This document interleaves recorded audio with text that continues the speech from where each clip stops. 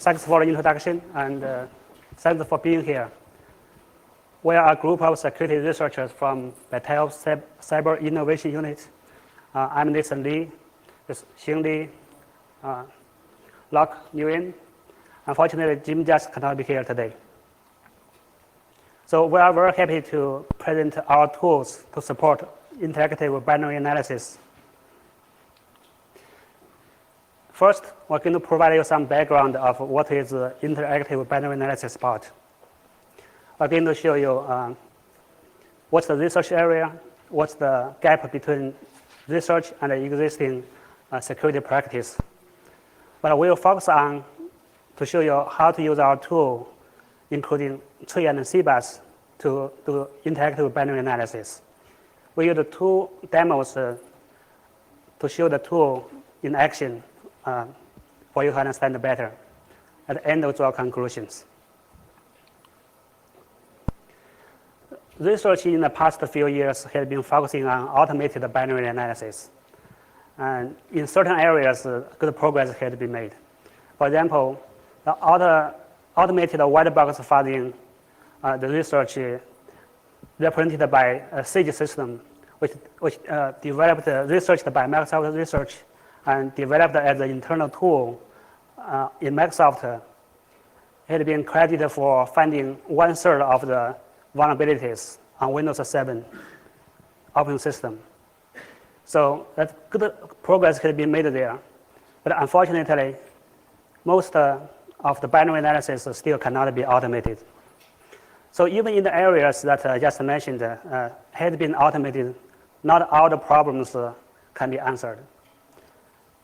For example, automated white box fuzzing gives you an approach to systematically generate inputs to cover more execution code coverage in order to be able to trigger more vulnerabilities. But it does not guarantee you the vulnerability be triggered.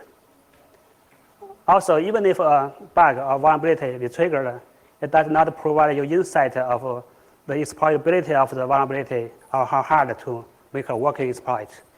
So all these answers had to be found in an interactive, incremental, iterative approach where the human's experience, expert's skills are the key factors, are the key to the success of binary analysis. So it is our goal to design and develop tools to help you to perform interactive binary analysis. So interactive binary analysis can be applicable to many security areas, such as vulnerability analysis, concurrency analysis, or malware analysis. At this time, our tools mainly draw the result from vulnerability analysis. We believe the tools can help security professionals working on both sides of the vulnerability problem. For people who work on the protection side, either you are a commercial software developer or you are a security analyst working for solutions on finding the vulnerability, we can get you finding it quicker. We can get you to identify the root cause of the vulnerability much faster. For people who are on the other side of the vulnerability problem, such as a pen tester or exploit writer, you can use this tool to refine your exploits, to make it better, more portable, more reliable, and more stable. So in some way, the interactive analysis is like a connecting the dots game. Here, I'm assuming most people have the experience of connecting the dots, or at least know how to connect the dots. So a picture like this, you have a lot of dots. Before you make the right connections, it does not make sense. So binary security analysis, in some way, has some similarities as the connecting dots game. But there are significant differences too. First, in the binary security analysis, the dots can move. For example, many people may have the same experience as mine. that you see a problem, you want to look further. You run the same program with the same input, but you don't see the same problem again. So the dots are moving there. And second, compare with a typical connecting dots game. There are a lot of instructions executed, a lot of data created and propagated, even for a short scenario. So there's millions of lines, millions of dots need to connect. Last but not the least, it's not only you need to connect the existing dots, you also need to find new dots.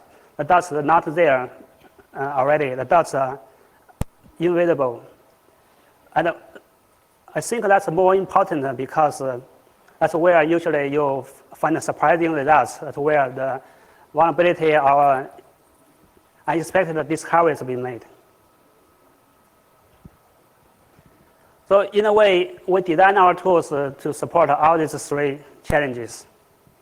Particularly, our front-end tool, Taint, will use replay techniques to support fixing the dots. And we use the Taint analysis to support connecting the dots. Taint, together with the CBASS, which is our cross-platform binary automated system, using symbolic execution techniques to help you explore new dots. Before we dive into the details how our approaches work, let's take a quick look about what's the gaps between the existing research and the interactive binary analysis. As I mentioned already, existing research had been focusing on automated analysis for the most part. So it does not directly support interactive analysis. You can see a few things here. There's no practical tools that have integrated the techniques I mentioned earlier, including replay, Taint analysis, and symbolic execution. Binary analysis usually works on a trace from different targets, from different platforms or even devices. There's no easy tool or no tool that can uniformly extract the trace from your target. At the heart of the binary analysis, current research usually focuses on one instruction set. There's no unified approaches that can make it very easily port to a new instruction set. Consider the commonly used mobile system like Android, embedded system, routers, switches. These run non-x86 platform. There's no practical tools for us to easily apply to a different instruction set. So our tools are designed to fill the gaps by using existing techniques available. And particularly, our approach is a dynamic approach. It's a trace-based, where we do the analysis offline. The interactive binary analysis is a new idea. For people who are interested in this idea and want to get more details about our research results, you can look for the reference one, which is our paper going to appear soon. For people who want to not already familiar with the popular techniques such as dynamic Taint analysis, symbolic execution, trace replay, here are a few references at the end of the talk. So our goal is to make it practical, to make a tool that can be used by the security professionals from the tools that you're already familiar with, merged into your workflow, the daily workflow, without much learning curve. So now, Taint, our front-end tool, integrated with IDPro, we can port it to another platform if the need arises. Taint leverages the debugging infrastructure to enable trace collection from different targets, different operating systems. The reason why it works is the debugging infrastructure is supported by most of the modern processors, by the operating systems. So even the real devices such as Android, Cisco router switch, they have the GDB server to enable you to debug it. And our CBASS is using a technique called based on the intermediate representation, not directly on the native trace, because the native instruction trace will definitely tie the implementation directly to a particular instruction set. Particularly here, we use the REAL, which is the reverse engineering intermediate representation language from Binavi tool developed by Zenamix, later purchased by Google, to enable the translation from native instruction and mapping to the intermediate representation. So our CBASS is designed to support both automated analysis and interactive analysis. Of course, here, Tree is the interactive analysis application built on CBASS, and that's the focus for today's talk. We'll leave the CBASS automated analysis application, such as automated further at different occasions. So to summarize, our tools can support fixing the dots, connect the dots, and explore new dots. Let me introduce a running example, a very simple example, just to help you understand the concept, our approaches. So this example started from input from a file. And you might go through some input transformation. And when certain path conditions are met, it might trigger a vulnerable function. But in most of the case, it will just behave good. The vulnerable function here contains a buffer overflow, which might be triggered by certain input, but not always happen because the input length should be larger than the local buffer size. So our first task is to help you to fix in the dots. And we have mentioned that many times you see a problem, a behavior, you want to look further. Either it's a crash or the program hangs. You want to look further. So you need to focus on a particular part, or you want to looking at different aspects from a different level of details. But when you try to run the same thing again, it's not exactly as you expect or as you have seen. So why the dots move? What makes the target moving? It's one thing is the multi-threaded issues, as people all know. The concurrency issues bring the non-deterministic behavior. And this is multiplied by the fact the real concurrency by multiple core processors, multiple processors in the system. And more interestingly, the security features are designed to guarantee for protection actually make these things even this matters worse. The address space layout randomization is kind of by design to make every time you run the same program, your internal workings are different. Particularly with the fine-grained ASLR built into like Windows 8, it almost guarantees nothing will be the same for two runs at different time. So our first, the tree uses the replay approach to record the trace at one runtime for once. Then you can analyze from different aspects many times. So in the tree trace, we'll record capture the program states. Actually, we only capture the data, the changes between the program states. That will include the instruction, thread, register, memory, and we have automated this process so you don't have to do it manually.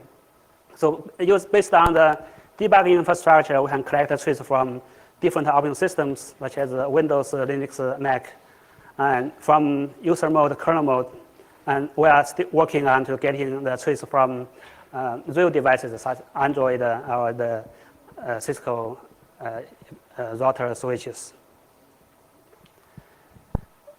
People are familiar with the debuggers, use debuggers every day, and might ask the question, say, why in some version of debugger, say GDB 7, already incorporated the record then replay in a debugger. So what's the difference between us here? I think in general, the high-level answer is this debugger-based replay lets you connect the dots, and tree replay connect the dots for you. What happens in the debugger replay is it can truthfully but mechanically single step each point in your trace, give you all the facts, and you can select where you want to stop and where you wanted to draw the dots, where you wanted to connect the dots, but it's up to you to do that. I know you can do it. The problem is that only millions of dots there. So tree doing it differently to ask you to provide the data that you are interested in at the beginning from our GUI. Then you can choose to say what kind of way you want to check. You want to check how the values propagate, or you want to check how your data affect the control flow, the branch point. So you make that choice. Then tree will automatically propagate the changes along the rules you specified. Then connect the dots so you can move to different dots that is relevant to look further. So we'll explain that with examples here. Let's move to the next point. How do we support you connecting the dots? The approach we are using here is called Taint analysis. So first of all, let me point out why connecting dots is so hard. We can generally think the instruction data, they are kind of the dots in this game. In running examples we show you, it's not that hard because everything fits into one simple file. It's at one place and happens almost one after another. But in the real world examples, real world programs, all these basic elements can be complicated. For example, the code size can be big. The inputs, it can have plenty and come from all different sources. And the transformation code can be lengthy. The input paths can grow exponentially. Not only each of them can be complicated, also they can be separated. Either they are in the code in different modules, or they happen a long time apart. Not to mention that the different runtime, different protection built in make the matters even worse. So the basic techniques we use is dynamic taint analysis. I'm sure many people already familiar with because it's a very popular research techniques. But I think on the other hand, there may be people who not very familiar with that because as I mentioned, these techniques are not integrated with like mainstream security tools such as IDPro. So let's assume that people don't have this deeper background of this technique. Let's start with a few basic definitions. Taint source is kind of the data you want to start with. Taint sink, it's the data you eventually cares. And taint policy is how the taint source might affect the sink. So in a vulnerability context, taint source usually can be your input, the input that the users has control of. The sink could be return address or EIP registers, things like health security implications. The taint policy could be the most commonly used one is like data policies. Your source somehow affects the value of your sink. The Taint is taking a data-oriented approach where you look at how the data flow, how the data moves. If you look the other way, focusing on the instruction that transform your data from your source to the sink, usually of like our total million instructions executed, you may only have a bunch of the instructions that directly transform your data you are interested to the data sink you choose. So that sequence of instructions you connect together, that's the key facts I can focus on. That's the slicing we're talking here. So if we use the connecting the dots game to make it easier to see, the starting point is the source, the Taint source. And the ending point is the Taint sink. You started connecting the dots, and that's the following certain rules. The rule is your policy, your Taint policy. And when you finish the connection and it finally makes sense, in this case it's a duck, then that's your slicing. Once you get a duck, you can focus on this to see what's the data there and how it's related to each other and how it's getting to something meaningful. And you can ignore the rest of the dots for now. So back to our running examples, if you see what it's for in this shorter example. We have the Taint source. That's the data we read from this instruction, read file. And on the right side, you see the Taint graph. We use each node of the Taint graph represent a byte. Either it's a memory location or it could be 1 byte in any registers. And we also encoding the registers with thread information, with the sequence information. And we use the different color. The green color represent, usually we use that to represent the Taint source. We use red color for the sink. And connecting the data flow and the instructions involved, we get this short Taint graph.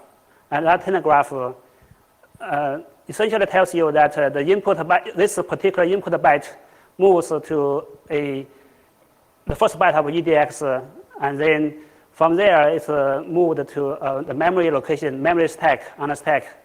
And as a function return, the return instruction pop up that byte to the first byte of the EIP register. So quickly you can grasp the main facts and relations between them. It's not always that easy. As I mentioned, the data dependency, the values is one way, but it's the basic, very common way checked. But the source can also affect the sink in different ways, such as the source might affect the address of your sink. It might affect your sink by affecting your branch conditions. Essentially, it's affecting what the code execute. That's kind of a control flow tracking.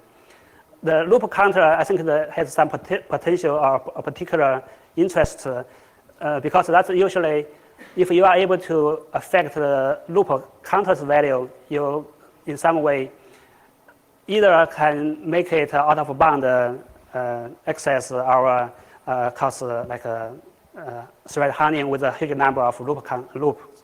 So connect the different dots following different policies get you different things you want to look further.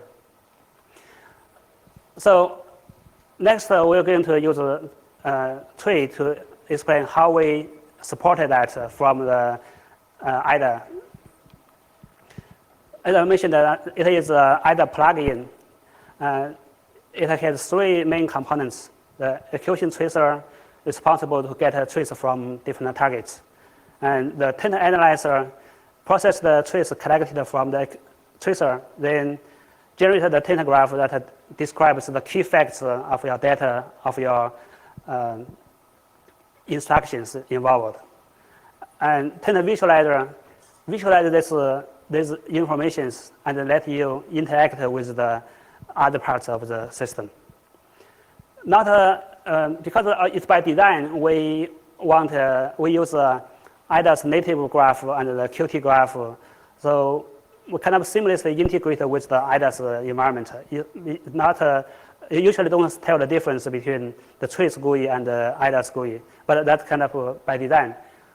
We do want to point out a few things that we add on top of IDA. For example, the Taint graph we have seen earlier. Here it shows the 4 input bytes affect the 4 EIP register bytes. And the Taint also can be represented in a tabular format, where we have more added information, such as the starting sequence, the sequence this dots get tainted or it's created. What's the sequence when it happened in the original trace? And you may have some taints might be gone, it might be cleaned up or say killed. So that's the end sequence. Usually you can see when the taint is gone. Also, we have the child node. You can click on the child node, then to highlight the entries in the taint table. So it's a different way, but it has a little more information. Also, remember the sequence number I mentioned, that it can trace back to your original trace. Say you have 300, for example, in this case, you have 300 instructions. It will tell you when a particular Taint node is created and when the instructions are executed. Plus, it has the detailed information of the state, like registers value, the memory you read or write, and the address, the values. Also, of course, we can represent that in the graph mode, like use IDA's memory view. We can create our own view for stack view, for register view. So the point is, by putting all this GUI together with one GUI, we can show you the comprehensive information you need to dig deeper into the problem. Basically, by click on one particular node, the tree will sync all the information in all this Taint table, instruction trace, and the different memory view, register views. One thing to mention is that if you double click on the Taint node, it will jump to the static disassembly view of the IDA.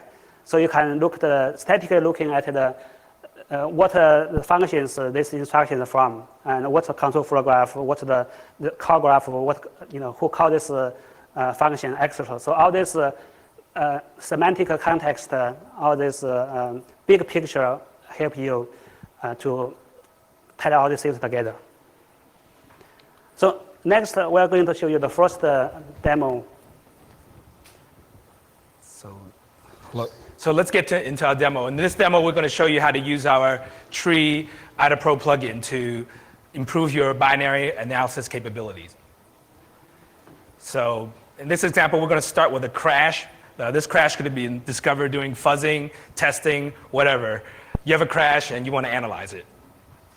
So you can see the Microsoft JIT debugger wants to help you debug this crash.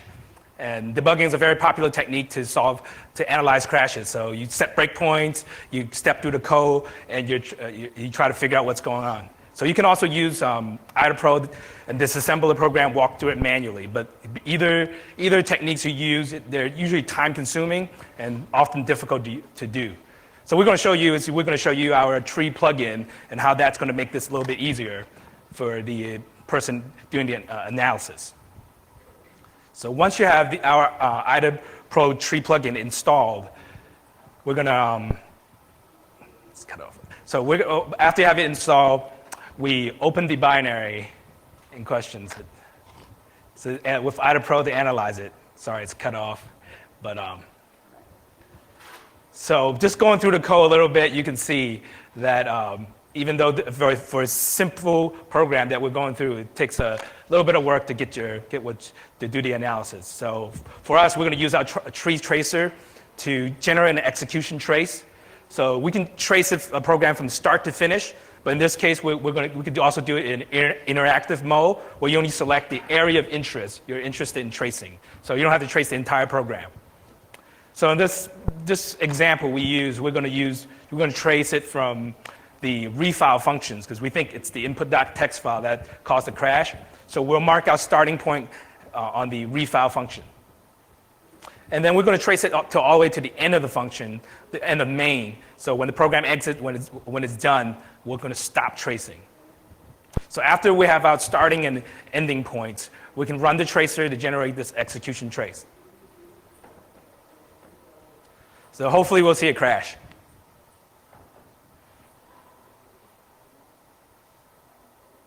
All right, so we do have a crash. So we're able to replicate that crash. Now this entire tracing session, the execution tracing session, is stored in a new IDA-IDB file. So with that, with the trace in the file, that makes it really convenient and really great for other reverse engineers, analysts to share your finding, your tests, so they can collaborate and try to figure out the problem together. So that's the file that it generated. .idb, trace _ whatever you're programming, named .idb. So next, we're going to use our tree analyzer to analyze this execution trace we just generated. And then we're going to apply the taint analysis techniques that Nathan talked about to solve your problem. So we'll launch our tree analyzer. And for this example, we're going to use the taint data policy. So we're going to track the input as relations to the sink. So in this case, is the crash. So if you run the analysis, you're going to get our GUI layout. So we have the taint graph, we have the taint table, and we have our detailed execution trace, and then the very useful memory information, such as memory view, register view, stack view of that entire execution trace. So one really useful thing that Nathan mentions is that if you double-click on any of the nodes on the graph, it'll take you directly to the IDAPRO disassembly. Now you can apply all your IDAPRO techniques, your disassembly, your reverse engineering techniques to solve your problem. In this case, it takes you directly to the crash. That instruction caused the crash. The function it came from. It's really useful. So now if you compare the two graphs, you have your original IDA graph, which is much bigger, and we're able to make that a much smaller, simpler graph with a tree graph. And so this is a very simple example, but if you're dealing with millions of lines of code and you're trying to figure out, that's a little difficult. But imagine if you do that and use the tree plugin, it can simplify your problem into much simpler graph. And tree also shows you how the source input directly affect the sink crash. So in this case, the input directly impacted the EIP register. And now, later on, Nathan's going to show you how a CBASS tool can leverage that vulnerability and exploit that.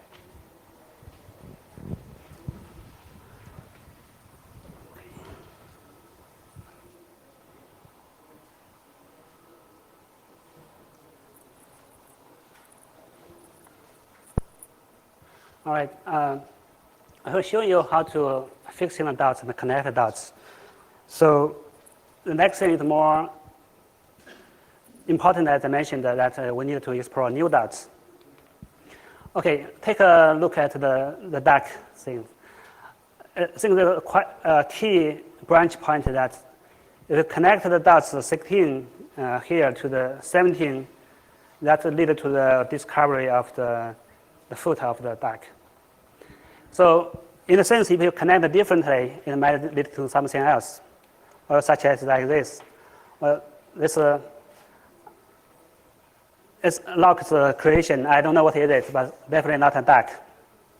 So the point is a program may take a different path, and different paths lead to different behavior. Usually, of course, with some conditions, your input in some way meet the conditions.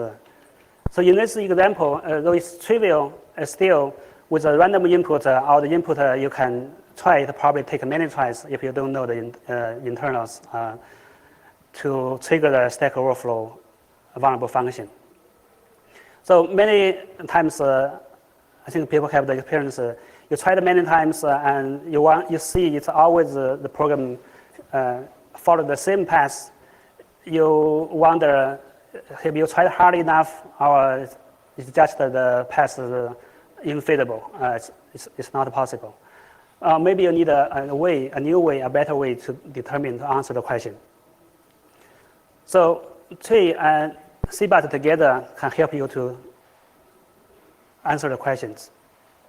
So at a high level, the users answer the question through the trace GUI by clicking on a button to say, how can I execute a different path at this particular branch point? Tree will rephrase the question and send it to CBASS. Basically, it's saying, can we negate this path condition? Last time it's a false, take the false branch. Can we take the true branch this time? And CBASS utilizes a technique called symbolic execution. A quick introduction to symbolic execution, just provide a background. Think of the program usually run as the concrete values. Everything is 1, 2, 3, 4, 5, these numbers, and you produce the output as numbers. So everything is concrete, numerical. The technique of symbolic execution is to say some part of the input, you wanted it to be variable, you wanted it not determined. So you make the variable symbol. Then you apply, the program will apply transformations, like mathematical transformation or logical transformation to generate expressions, symbolic expressions, and you grow the expressions as the program moves along. And at the point, say, you get the path condition represented by symbolic expression and formulas with sometimes can be many variables and many formulas, but you get a mathematical way to represent the condition with your input.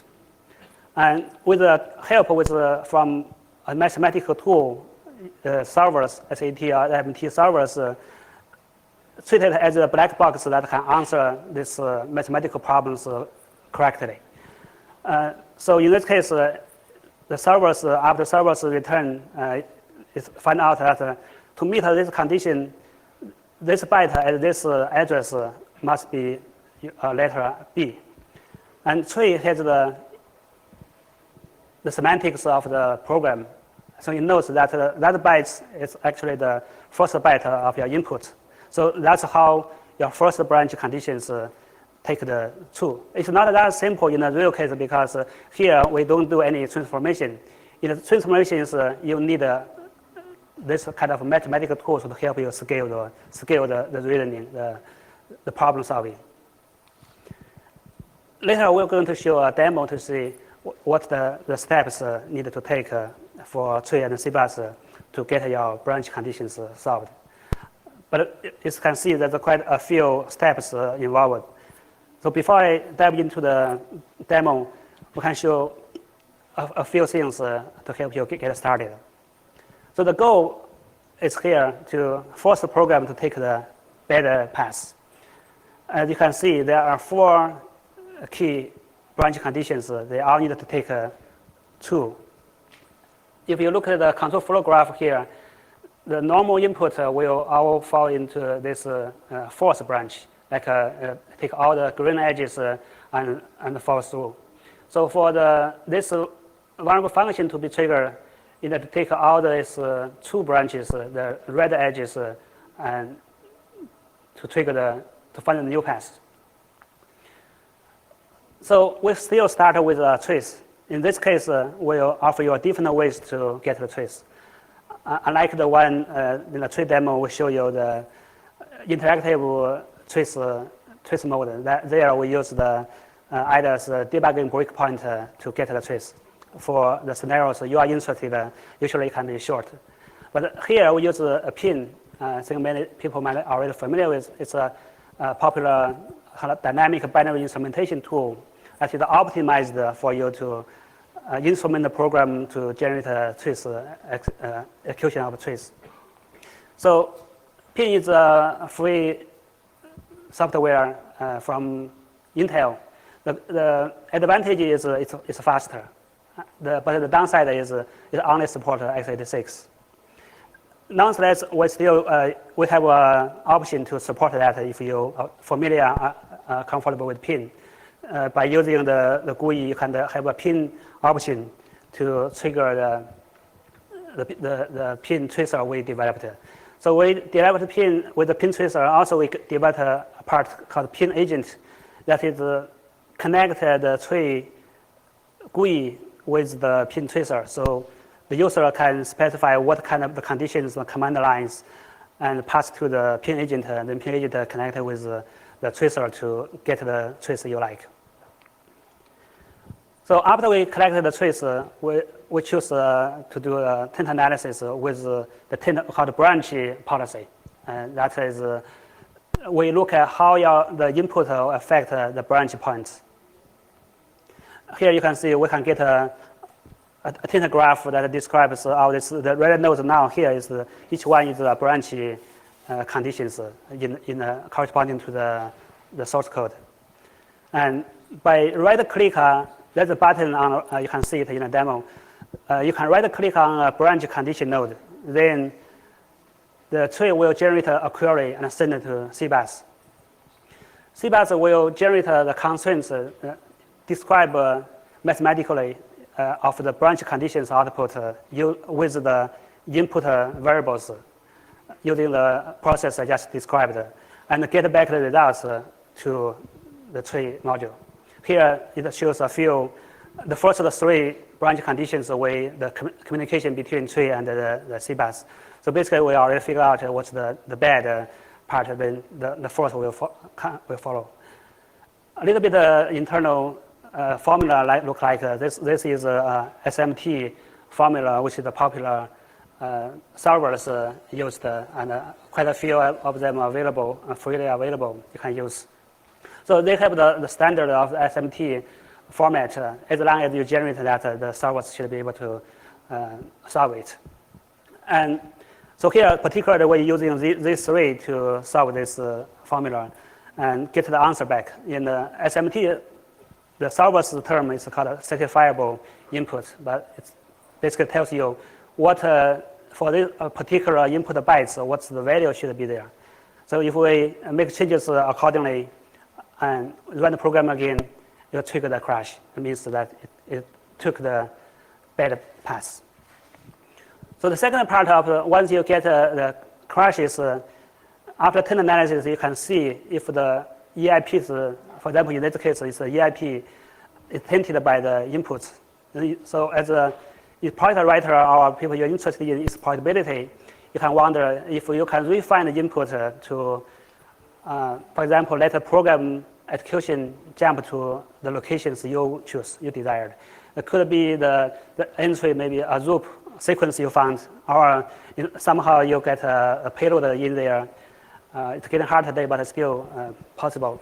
For demonstration purpose here, we just put a piece of payload that pop up a message box and say, and show a quick message here. So we designed a simple constraint dialog which allows you to describe what the target you want to constraint on, the operators, and the values you want it to be. And once it's done, click the button, you can send the query to CBASS, and CBASS, basically the same process you have seen for the branch conditions. The only difference here is we're not constraining on a branch condition this time, it's constraining on a particular register's value. And once you get the result back, you basically get the assignment of the input bytes. So let me quickly show you how you can use the tool to really do that.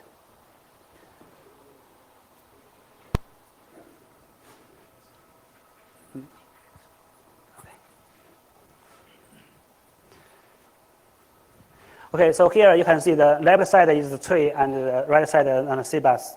So we begin with trees from a good run. The normal input you get, it accesses the good path. And here we get the branch conditions. By right click on a branch condition, you send the query to CBASS, and you get the results back from CBASS on the right side. So you can do this for the second one. That's the branch. That's the buttons you can click on, and that's the some debug output from the CBASS describing the process of the formula and the results. So basically, you can go through over all this, and you get the right input that get your path, take the path you like to take. And run this, you got a crash. The second part will start from the crash you got, the trace about the crash. The goal is to hijack the execution to jump to the locations you desire. So here you open the trace we collected from pin. And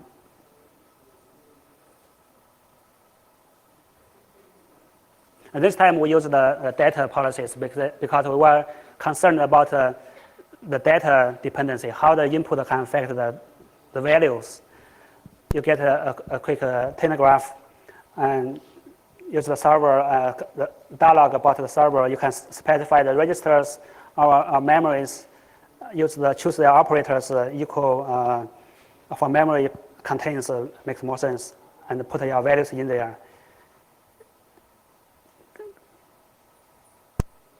Click on the button, then it will send the query, and the CBASS will formalize the formula, then solve it.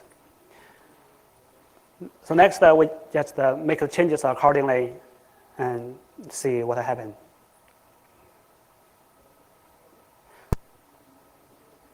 So in the real case, it's not as simple as this because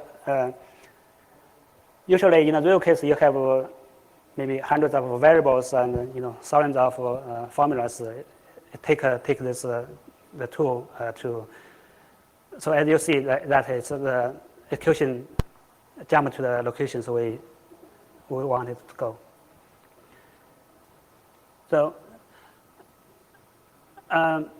So here we already show you with simple running examples to show you the concept and approach and how it works. We did a few user real-world case studies from different platforms, different types of applications, including Windows platform where we have the WMF, ANI, all these classic vulnerabilities. We also have some audio vulnerability.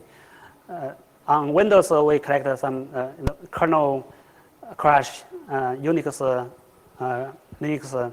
Also, we have some work on in progress for a zip application where we're focusing on the compression, decompression activities from Android real device.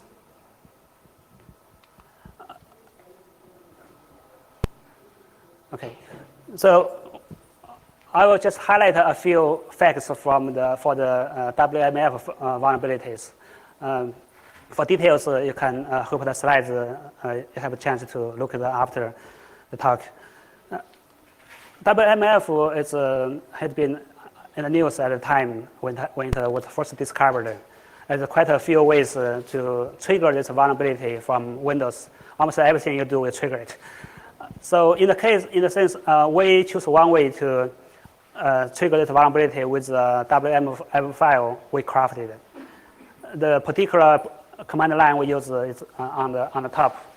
An interesting fact that we note is between the time the program started reading the file to the time the program crashed, there were 229,000 instructions executed just for the simple scenario.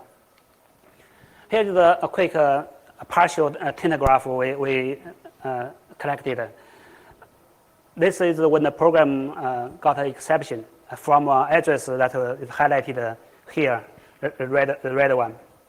Basically, this is 4 bytes. That's on the locations the program trying to execute from, because we have the junk data, so it's a cause exception.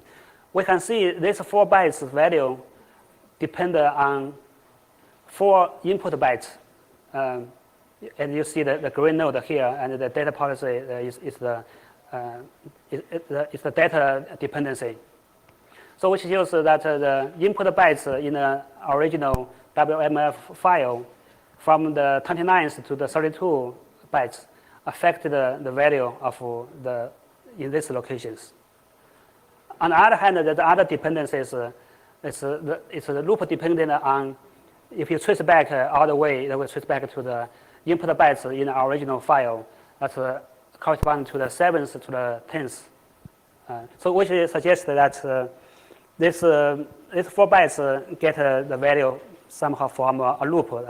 The counter of the loop is the value depending on the some bytes in the original input file. So what it means, it may not mean totally make sense for now, but it kind of points out the facts, the kind of dependencies you can look at. If you happen to look into the WMF file, you are aware of it, it actually makes more sense because the 7th to the 10th, the 4 bytes, that's the file size for the WMF file. So say if you have an exploit that you want to work and you change the, almost certainly you will change the size of our original file. So the file size should be changed accordingly. The other part which affects the value is from the metadata record, where the function, after the functions that trigger the vulnerability, the bytes there is the vulnerability will take the program to execute the memory location. The locations we have seen the exception. So that's the 4 bytes which affect the values of the data dependency value. So also we collected the slicing. We get each individual instructions that are involved in moving the input bytes from the input file all the way to the point that exception happened. It makes sense, make a little bit of sense when you look at individually. It might make more sense if you look at the original context of the program structure, the functions, for example. You know which modules, you know which functions, and you know what's the control flow graph where it's been triggered. And it probably made more sense if you are looking at a even bigger picture, how the program structure in a call graph to kind of fit your knowledge of the program with the details we collected and analyzed. So back to the facts here. Out of the 229,000 instructions, there's only 12 unique instructions are directly involved in the crash that causing the crash. So that's kind of the facts you can focus on first. That's the dots so you can connect first. Okay, so here's the time for conclusion. So based on the interactive binary analysis idea, we designed our tools using popular research techniques such as replay, dynamic taint analysis, and symbolic execution to help you with doing binary analysis interactively. Particularly our tree, we implemented on top of IDA, which is the mainstream security tools a lot of people use in their daily work to support interactive analysis. And tree also supports the trace collection, cross-platform, and taint analysis for native instruction taint analysis and replay. We designed CBASS to support both automated and interactive analysis. Of course, here the focus is on interactively doing binary analysis. The key factor, the key feature of CBASS is we perform the analysis of the core algorithms works directly on the IR format, the IR trace offline, by using REAL, the reverse engineer intermediate language, to make it architecture independent. And because REAL already supports ARM MIPS PowerPC as well as x86, so it's much faster for us to use the same algorithm, the same implementation to support binary programs from all these different instruction set. And like any other tools, CBASS and trace are tools to help you become successful. We hope the more intelligence you put into the tool, the more skill you are, the more experience you are, the better help you can get from our tools. And the bottom line is use of the tools. So just mentioning a few things, Tree is actually open source. It's available on our Google code page. So you can go ahead and fork it off and shape it into whatever you need. So for instance, you can shape it to be more in line with malware work. So the first version of Tree actually is without the replayer component. That is going to be released at a later date. The CBASS component is also going to be announced with further details. Other than that, if you have any further questions or if you need clarification on the source or the material we've talked about today, or if you want to ask us about any questions about Tree or CBASS, feel free to either email us or meet us out in the hallway. Yeah, we realize that we run out of time, 5 minutes out of time for questions, so feel free to talk to us offline, and we want to get your feedback. Thanks a lot.